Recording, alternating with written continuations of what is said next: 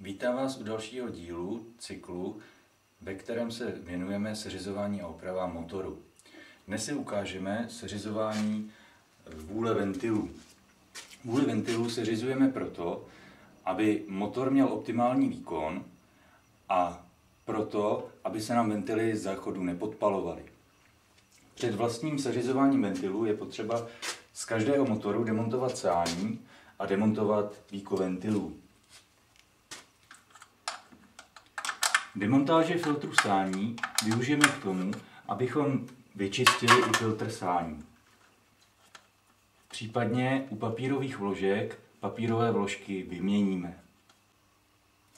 U tohoto automobilu je použit vlhký filtr, který se skládá z ocelové vlny, která je vlhčená olejem. Tento filtr lze vyčistit, a to tak, že se vypere v mycí kapalině nebo jiném odmašťovacím prostředku, například v technickém benzínu, nechá se vyschnout, případně se vyfouká a následně se opět navlhčí motorovým olejem. Následně přistoupíme k demontáži ventilového víka. Pokud se stane, že na autě, které opravujete, je jako v tomto případě použit lihový teploměr s kapilárou, která je vedena od chlazení až do teploměru, nesmí se tato kapilára porušit. Proto je třeba dbát na hadičku a nedeformovat ji, aby nedošlo k jejímu porušení. Víko bývá zpravidla přilepené těsněním.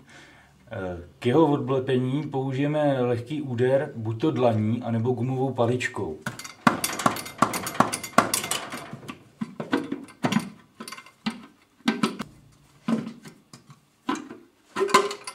Při sendování víka postupujeme opatrně, abychom těsnění nepoškodili.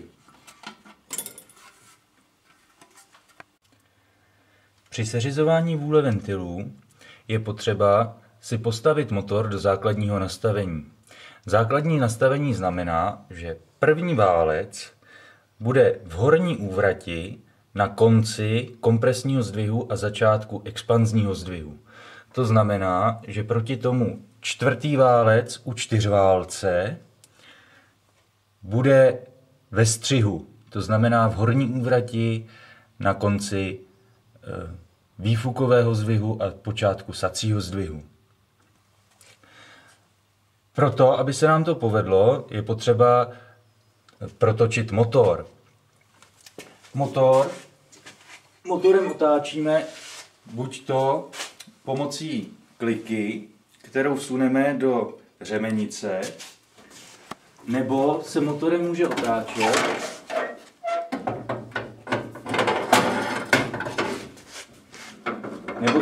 může otáčet přímo za řemen.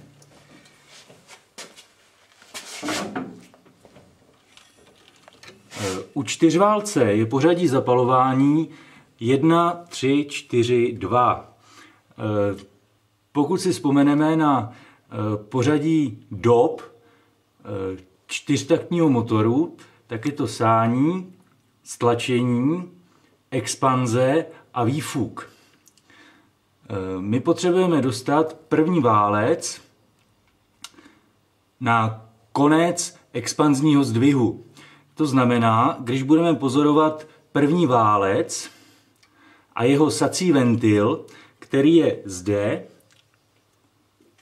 ten identifikujeme podle sání, tady je blíže, čili toto je sací ventil, tak budeme sledovat, kdy se začne stlačovat. Tehdy začíná sací zdvih. To je nyní, čili píst prvního válce nám saje. Nyní máme nasáto a začíná komprese na prvním válci. Identifikace polohy horní úvratě prvního válce provedeme podle střihu čtvrtého válce. Čili momentálně se uzavírá výfukový ventil a sací se nám začal stlačovat. To znamená, že teď už jsme momentálně za horní úvratí, proto je potřeba s motorem kousíček couvnout. Momentálně můžeme přistoupit k seřizování vůle ventilů na prvním válci.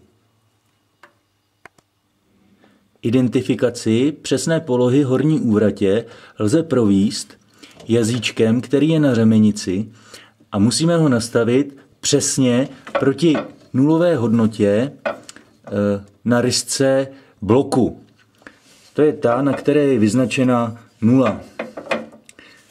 Momentálně máme přesně najitou horní úvrať. Nyní přistoupíme k měření ventilové vůle na prvním válci.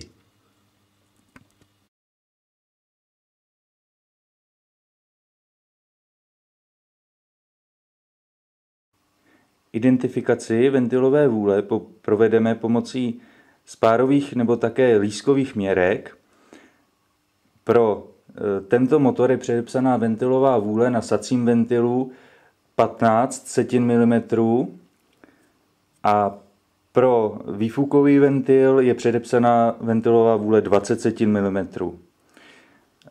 Připravíme si též i lískovou měrku o tloušťce 25 setin mm, a to proto, abychom zjistili, zda nastavená vůle na ventilech není již příliš velká. Přistoupíme k vlastnímu měření ventilové vůle. Sací ventil, ještě jednou, identifikujeme ho podle toho, kam nám vede sací kanál. Sací kanál nám vede sem, čili tento ventil na prvním válci je sací a tento ventil na druhém válci je též sací. Vezmeme si spárovou měrku o hodnotě 0,15 setin mm a zkusíme změřit ventilovou vůli. Vidíme, že ventilová vůle na prvním válci je příliš malá, proto je potřeba nastavit ventilovou vůli větší. To se provede seřizovacím šroubem, který je pojištěn kontramaticí, a seřizovací šroub nám zasahuje do zdvihací tyčky. Povolíme tedy proto kontramatici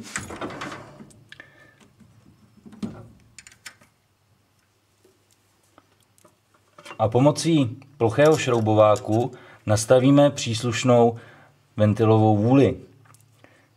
Při nastavování ventilové vůle se měrka o příslušné tloušťce musí volně pohybovat. Pojistíme šroub proti pohybu kontramaticí a překontrolujeme ventilovou vůli. Takto nastavená ventilová vůle je správně.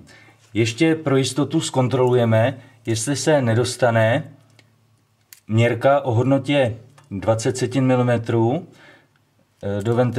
mezi ventil a vahadlo a tu tam nedostaneme. Čili 15 se vejde, volně se s ní pohybuje a 20 setin mm už ne. Takto nastavená ventilová vůle je správně. Přikročíme k seřizování ventilové vůle na výfukovém ventilu. Tam je předepsána větší ventilová vůle, a to 20 setin mm. To je z toho důvodu, že výfukové ventily jsou teplejší a proto se více prodlužují při provozu motoru.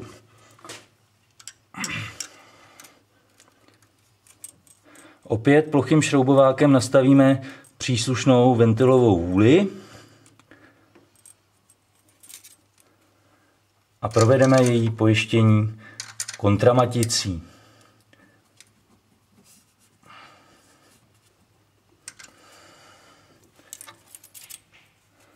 Měrka se nám volně pohybuje. Zkontrolujeme, jestli nedostaneme větší měrku mezi ventil. To se nám povedlo, tudíž takto nastavená ventilová vůle je ještě velká, proto ji ještě jednou upravíme.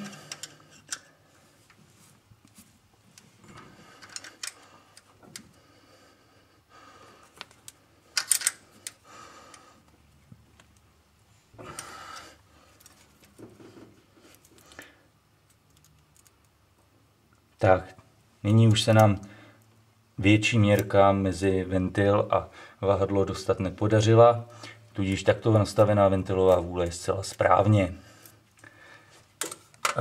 Po seřízení ventilové vůle na prvním válci přistupujeme podle pořadí zapalování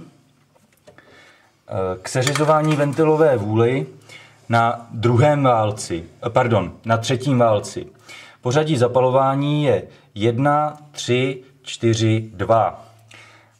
Zapalovací distance u čtyřválce je 180 stupňů, proto pootočíme s motorem o 180 stupňů, to jest o půl otáčky klikového hřídele.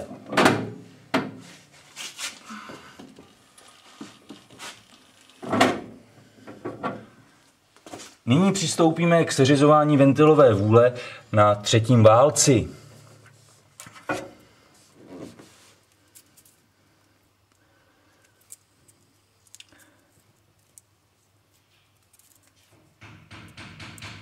Prvně výfukový ventil, vůle je opět malá a sací ventil, vůle je rovněž malá. Je proto nutné vůli zvětšit. Takto postupujeme u všech válců na motoru.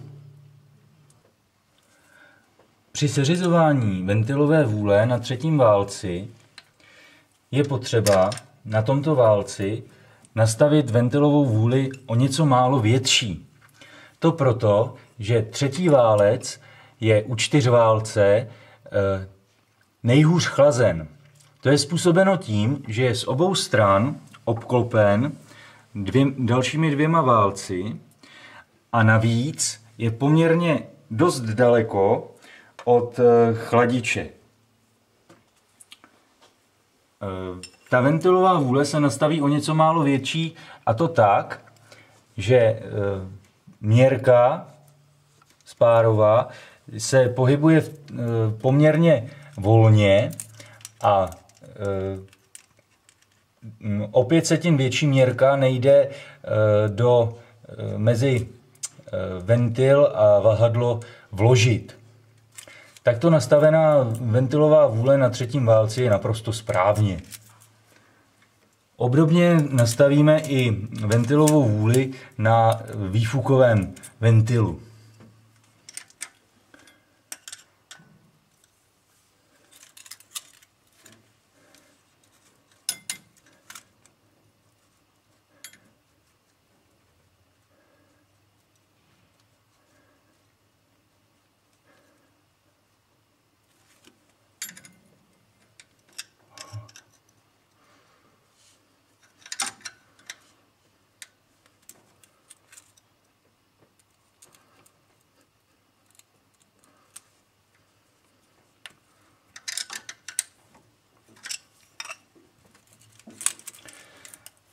Měrka o hodnotě 20 setin mm se pohybuje poměrně volně a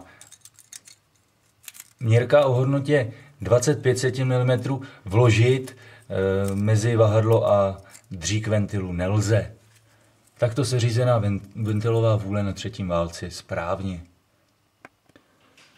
Seřizování ventilové vůle by se mělo opakovat každých ujetých 10 000 km s vozidlem.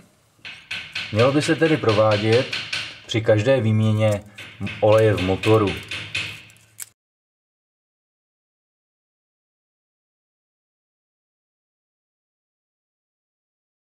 Po seřízení ventilové vůle na všech válcích a jejím překontrolování přistoupíme ke zpětné montáži ventilového víka. Pokud se nám podařilo ventilové víko sundat tak, abychom nepoškodili těsnění ventilového víka, jako se nám to povedlo v tomto případě, můžeme ventilové víko s původním těsněním montovat zpět. Je tady použito korkového těsnění. Korek je poměrně poddajný materiál, proto lehké deformace předešlé nevadí. I při zpětné montáži dbáme na to, abychom těsnění nepoškodili. A ventilové víko je potřeba řádně usadit. Na šrouby, které pojišťují ventilové víko, je potřeba dát nové pryžové podložky, aby přes ně neprosakoval olej. Pro výrobu nového těsnění použijeme pryž vystuženou textilií. Výrobu těsnění, v podstatě podložky ploché, provedeme tak, že si vezmeme lochajznu o větším průměru a touto lochajznou si vyznačíme na gumě průměr. Vezmeme potom lochajznu o menším průměru, usadíme ji přesně do středu tohoto kruhu a vysekne se menší díra. Poté se vezme opět velká lochajzna a vysekne se velká díra.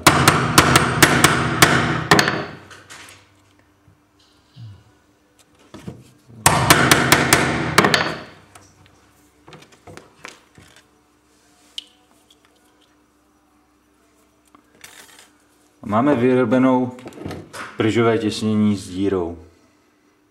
Nově vyrobená těsnění namontujeme a přikryjeme je držákama pro kapiláru teploměru a víko dotáhneme. Víko se dotahuje přiměřenou silou tak, aby nedošlo k jeho prohnutí.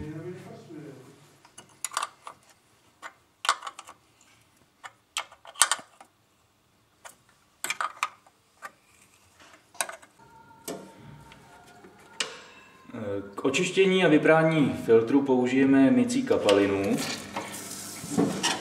Při manipulaci s mycí kapalinou vždy používáme ochranné rukavice, protože mycí kapalina má nepříznivé pH na pokožku a tu potom vysušuje.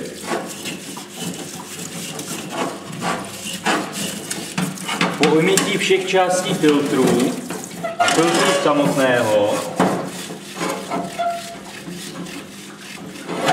se filtr vyfouká stlačeným vzduchem a opět se namastí motorovým olejem tak, aby pohlcoval i prachové nečistoty. Po vyprání filtru filtr vyfoukáme stlačeným vzduchem.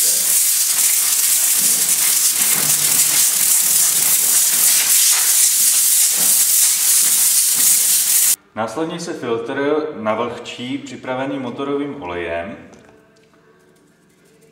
a po navlhčení se filtr opět profouká stlačeným vzduchem tak, aby se olej rozmístil rovnoměrně po drátěnce filtru.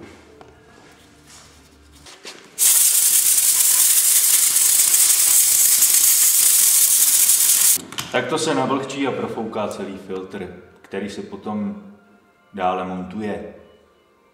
Smontovaný filtr sání montujeme opět zpět na motor.